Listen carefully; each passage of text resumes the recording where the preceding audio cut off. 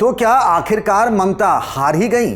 वैसे तृणमूल कांग्रेस के अंदर असली और नकली का खेल शुरू हो गया है। साविनी घोष समेत टीएमसी के बागी 19 सांसदों के दस्तखत अब आ गए हैं। रविवार 14 जून को शुवेंदु अधिकारी इनके साथ मीटिंग करेंगे और फिर लोकसभा अध्यक्ष से मिलकर असली टीएमसी होने का दावा पेश किया जाएगा।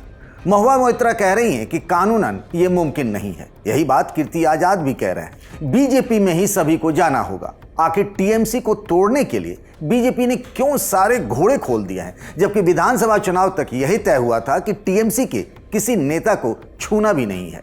ममता ही नहीं, उनकी पार्टी को तोड़ने के बाद बीजेपी अब एक नए मिशन पर है, जिसका कनेक्शन उद्धव ठाकरे से है।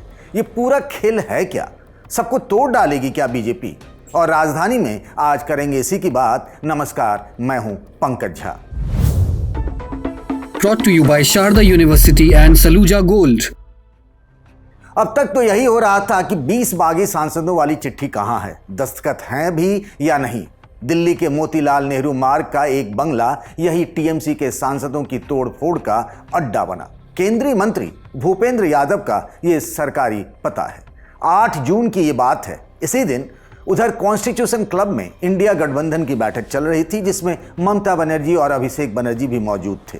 विपक्षी एकजुटता का संदेश दिया जा रहा था। तो ठीक बीजेपी ने उसी दिन भूपेंद्र यादव के घर पर एक लंच रखा, जिसमें टीएमसी के बागी सांसद शामिल हुए। संख्या बताई गई 14, जिसमें से एक राज्यसभा के सांसद सुखेंदु शेखर राय थे और बाद बाकी 13 लोकसभा के टीएमसी के सांसद थे। यहीं शुवेंदु अधिकारी भी पहुंचे और फिर भूपेंद्र यादव ने सबसे पहले टीएमसी का जो संविधान है वो पढ़कर बताया। उसके बाद भूपेंद्र यादव ने शिवसेना को लेकर सुप्रीम कोर्ट के फैसले के बारे में सबको जानकारी दी। मतलब ये बताने की कोशिश की जा रही थी कि आखिर हम सबको कैसे एकजुट होना है टीएमसी के बागी सांसदों को, और ये क्लेम करना है कि हम ही असली हैं और सबको एक साथ एकजुट होकर के और एक नया ग्रुप बनाना है जो एनडीए को समर्थन करेगा। जिस दिन भूपेंद्र यादव के घर पर बैठक हुई थी, उसी दिन टीएमसी की बागी सांसद शताब्दी राय के घर पर भी एक बैठक हुई थी, जिसमें शुवेंदु अधिकारी भी पहुंचे थे। फिर 2 दिनों बाद भूपेंद्र यादव के घर पर दूसरी बार बैठक हुई, चूंकि संख्या कम पड़ रही थी। और इसी मीटिंग में साविनी घोष भी पहुंची थी, जिनके बारे में किसी ने सोचा भी नहीं था कि वो भी पाला बदल सकती हैं। टीएमसी के बागी सांसदों की तरफ से एक और लिस्ट भी दी गई थी, जिसमें शत्रुघ्न सिन्हा का नाम था। लेकिन शत्रुघ्न सिन्हा ने मीडिया के सामने आकर कह दिया कि मैं ममता बनर्जी के साथ था, हूं और रहूंगा ही। उसके बाद लगा जैसे ममता बनर्जी ने अपना घर बचा लिया है। फिर वो उस कोशिश में जुट गई कि किसी तरीके से जो बागी सांसद हैं टीएमसी की, उनकी संख्या 19 ना हो पाए, क्योंकि लोकसभा में टीएमसी के सांसदों की संख्या 28 है और 19 वो मैजिक नंबर है जिसके आधार पर वो एक अलग गुट बना सकते हैं। Where the software engineer meets the gifted content writer, the world comes together at Sharda University. आज जो नई लिस्ट आई है उसमें से शामिल नामों पर एक नजर डाल लेते हैं। लोकसभा अध्यक्ष को लिखे पत्र पर हस्ताक्षर करने वाले 19 नाम हैं, जो सबसे पहले काकोली घोष, उसके बाद जगदीश चंद्र बसूनिया, खलीलुर रहमान, यूसुफ पठान, अबू ताहिर खान, पार्थ भौमिक, बापी हल्दर, साविनी घोष, माला रॉय, मिताली बाग, दीपक अधिकारी, कालीपत सोरेन, जून मालिया, अरूप चक्रवर्ती, डॉक्टर शर्मिला सरकार, प्रसून बनर्जी, असित कुमार मल, शताब्दी राय, रचना बनर्जी। जिस दिन लिस्ट आई उस दिन बीजेपी की तरफ से ड्यूटी पर लगाया गया जगदीश चंद्र बसूनिया को, यानी मीडिया से वो बात करें और बताएं कि आखिर अब आगे क्या होना है। इन सभी का मकसद यही है कि इनके गुट को ही असली टीएमसी का दर्जा मिल जाए। इसके लिए ये लोग चुनाव आयोग भी जाएंगे और ये टूट कानूनन सही दिखाया जाए। कहा जाएगा कि टीएमसी अपने संविधान के हिसाब से नहीं चल रही थी। कई फैसले पार्टी संविधान के खिलाफ किए गए। कैसे ममता बनर्जी और अभिषेक बनर्जी मनमाने ढंग से फैसले कर रहे थे। टीएमसी में टूट का मामला शिवसेना, एनसीपी और लोक जनशक्ति पार्टी की तरह ही आगे बढ़ाया जाएगा। इन तीनों ही मामलों में चुनाव आयोग ने टूट कर अलग हुए नेताओं के पक्ष में ही फैसला दिया था। पर यहीं एक पेंच भी है। जिस तरफ टीएमसी के सांसद महुआ मोइत्रा और कीर्ति झा आजाद ने ध्यान दिलाया है, उनका कहना है कि बीजेपी इन्हें अपनी पार्टी में तो लेगी नहीं, क्योंकि 2003 में संविधान संशोधन हुआ, 91st कॉन्स्टिट्यूशनल अमेंडमेंट, इसके बाद 2/3 आप क्यों ना हो जाएं, अलग से किसी गुट को मान्यता नहीं दी जा सकती। सुभाष देसाई बनाम महाराष्ट्र सरकार में भी सुप्रीम कोर्ट की 5 जजों की पीठ का फैसला ही उन्हें विलय ही करना होगा। पर इस कहानी का दूसरा पहलू भी है। बीजेपी के लोग कहते हैं कि भारत में दल बदल कानून के तहत 2/3 सदस्यों का अलग होकर दूसरे दल में विलय होना जरूरी नहीं है, लेकिन हम ही असली पार्टी वाले फार्मूले में विलय को जरूरत ही नहीं पड़ती है, क्योंकि अलग गुट को ही मान्यता मिलने की संभावना होती है। इसमें बागी गुट यह दावा करता है कि वही असली पार्टी है, मूल पार्टी। हाँ, टीएमसी पर अधिकार को लेकर लंबी कानूनी लड़ाई चल सकती है। उद्धव ठाकरे की पार्टी का भी मामला अब धीरे धीरे टीएमसी की तरफ मुड़ता जा रहा है। उसका एक कनेक्शन भी है। हाल ही में आपको याद होगा, दिल्ली में एनडीए कॉन्क्लेव हुआ, जिसमें एनडीए के सभी बड़े नेताओं को बुलाया गया। भारत मंडपम में यह कार्यक्रम हुआ था।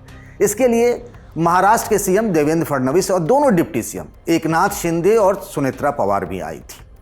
उन दिनों तीनों का अगर बॉडी लैंग्वेज हमने पढ़ने की कोशिश की तो ऐसा लगा कि एकनाथ शिंदे थोड़े से फ्यूरियस है, यानी नाराज चल रहे हैं। उनकी नाराजगी की असली वजह उनकी खुद की है, क्योंकि वो जिस टास्क में लगे हैं या फिर बीजेपी की तरफ से उनको टास्क दिया गया है, वो पिछले 3-4 महीनों से वो ऑपरेशन लोटस का जो उनका टास्क है वो पूरा नहीं हो पाया है। पूरा मामला यूं है कि बीजेपी की कोशिश है हर हाल में कि एनडीए की संख्या को लोकसभा में 2/3 बहुमत तक, यानी करीब 360 तक पहुंचा दिया जाए, वो भी मानसून सत्र से पहले। इसीलिए जो बीजेपी टीएमसी को छूना भी नहीं चाहती थी, और बीजेपी के नेता कहते थे छाती ठोक कर कि हमारे घर के दरवाजे, यानी पार्टी के दरवाजे टीएमसी के लिए बंद है, उसमें होड़ मची है टीएमसी के राज्यसभा और लोकसभा सांसद, खासतौर से लोकसभा सांसदों को अपनी तरफ करने के लिए। अब कोशिश ये है कि जो उद्धव ठाकरे की जो शिवसेना है, उसके अंदर जो 9 सांसद हैं, उनमें से 7 को तोड़ लिया जाए। पहले उन 9 सांसदों का नाम देख लेते हैं। आस्तिकार पाटिल, संजय देशमुख, संजय जाधव, संजय पाटिल, राजाबाबू वाजे, राजाराम वाकचौड़े, अरविंद सावंत, अनिल देसाई, ओम प्रकाश राजे, निम्बालकर। भारत का सबसे भरोसेमंद सलूजा गोल्ड टीएमटी बार। Saluja gold TMT. अब सही पकड़े हो कॉन्ट्रैक्टर बाबू, मजबूती सब कुछ है। निम्बालकर उस्मानाबाद से सांसद हैं और यही वो कड़ी हैं जो रोड़ा बने हुए हैं ऑपरेशन लोटस और शिवसेना यूबीटी के बीच में। कहा जा रहा है कि इनमें से कुछ सांसदों की एकनाथ शिंदे से दिल्ली समेत कुछ अलग जगहों पर मुलाकात हुई है। अब चूंकि 9 सांसद हैं तो 2/3 तोड़ने के लिए 7 सांसदों की जरूरत है। इसमें से 2 सांसदों के बारे में कहा जा रहा है कि अरविंद सावंत और अनिल देसाई ये कभी भी उद्धव ठाकरे का साथ नहीं छोड़ सकते हैं। बस एक पर आकर के गरारी फंस गई है इस पूरे ऑपरेशन की, और एकनाथ शिंदे के ऑपरेशन टाइगर के बारे में जो कहा जा रहा है वो है ओम प्रकाश राजे, निम्बालकर। लेकिन चूंकि उनकी लोकसभा सीट की सामाजिक समीकरण ऐसा है कि अगर वो उद्धव ठाकरे की शिवसेना छोड़कर बीजेपी की तरफ वाली एकनाथ शिंदे की शिवसेना में जाते हैं तो उनके लिए अगला लोकसभा चुनाव जीत पाना मुश्किल होगा, और इसीलिए यहाँ पर ऑपरेशन टाइगर अभी तक सक्सेसफुल नहीं हो पाया। लेकिन अगर सयानी घोष जैसे कट्टर जो समर्थक थे टीएमसी के, जिनको अभिषेक बनर्जी पार्टी में लेकर आए थे, और काकोली घोष जो 40 सालों से ममता बनर्जी की दोस्त थी, जब तक टीएमसी बनी नहीं थी उससे पहले से ममता बनर्जी के साथ ही थी, वो अगर पार्टी छोड़ सकती हैं तो फिर शिवसेना जो उद्धव ठाकरे की पार्टी है उसमें ऑपरेशन लोटस हो जाए तो कोई अचरज की बात नहीं है। लेकिन अभी तक गरारी फंसी हुई है। अगर ये 7 सांसद जुड़ जाते हैं तो फिर डीएमके के 22 सांसद जो समर्थन दे सकते हैं, और कुछ सांसदों को वोटिंग के समय एब्सटेन करा करके एनडीए वो काम कर सकती है जो 2/3 बहुमत का आंकड़ा छूने की बात कही जा रही है। तो क्या आपको लगता है जैसे टीएमसी में तोड़फोड़ हो गई, क्या उसी तरीके से उद्धव ठाकरे के शिवसेना में भी ऐसा कुछ हो सकता है क्या? बताइएगा ज़रूर कमेंट बॉक्स में। राजधानी में आज के लिए बस इतना ही। इस वीडियो को बनाया साथी शुभम ने। बाकी खबरों के लिए बने रहिए द लल्लन टॉप के साथ।